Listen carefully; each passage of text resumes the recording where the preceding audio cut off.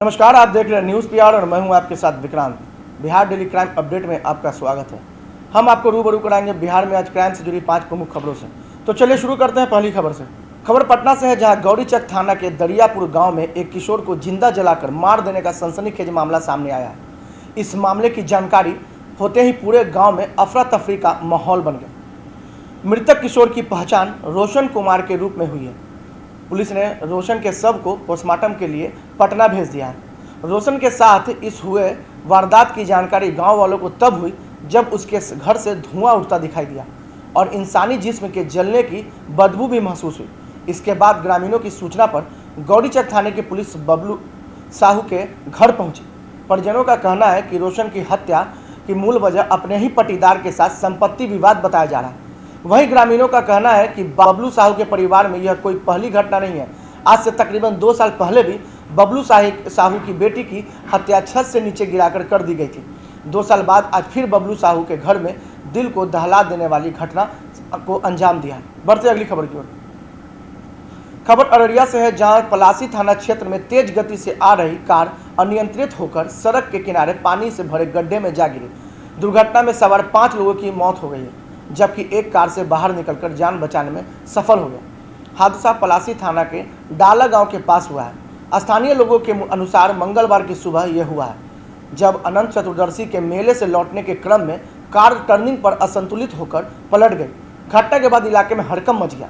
वहीं घटना की सूचना मिलते ही पुलिस मौके पर पहुंच गई है। पुलिस स्थानीय लोगों की मदद से कार को पानी से भरे गड्ढे से बाहर निकालने में जुटी है। बढ़ते अगली खबर की ओर।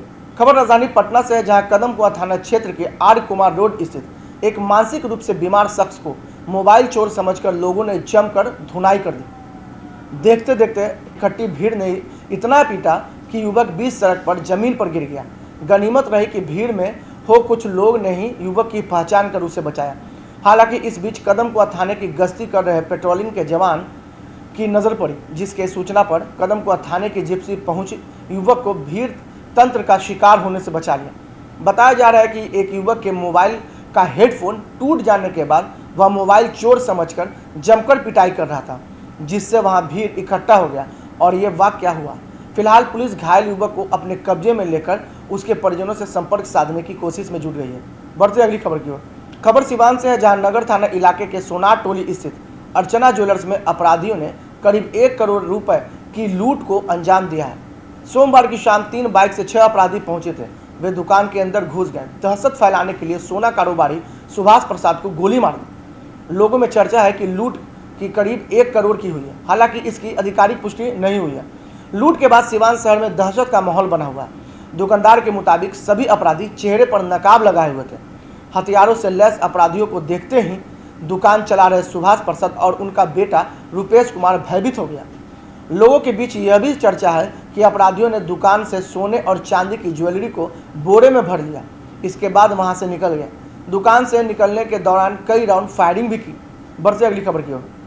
खबर पटना से, जहां पटना में एक करोड़पति कांस्टेबल के यहाँ छापेमारी जारी है। बताया जा रहा है कि ईओयू इस भ्रष्ट सिपाही के 9 ठिकानों पर छापेमारी में जुटी हुई है। यह छापेमारी बिहार पुलिस मेंस एसोसिएशन के प्रांतीय अध्यक्ष नरेंद्र कुमार धीरज के ठिकानों पर हो रही है। ईओयू ने जानकारी दी कि पटना जिला पुलिस बल के भ्रष्ट सिपाही नरेंद्र कुमार धीरज ने अपने पद का दुरुपयोग कर खुद और अपने घर वालों के नाम पर करोड़ों की संपत्ति बनाई है। ये इसके नौकरी की अवधि से मिली तनख्वाह से कहीं ज्यादा है।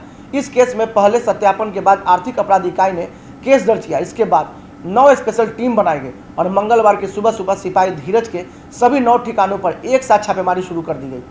जिन जगहों पर छापेमारी की गई है उनमें पटना के महावीर कॉलोनी, बेउर स्थित धीरज का आवास है और मंगलवार की सुबह सुबह सिपाही धीरज के सभी 9 ठिकानों पर एक साथ छापेमारी शुरू कर दी गई। जिन जगहों पर छापेमारी की गई है उनमें पटना के महावीर कॉलोनी, बेउर स्थित धीरज का आवास है।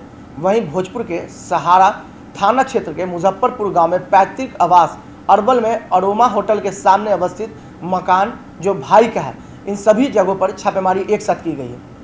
तो ऐसे ही बिहार से जुड़ी क्राइम की 5 प्रमुख खबरों को देखते रहें। तब तक के लिए मुझे दीजिए इजाजत। नमस्कार।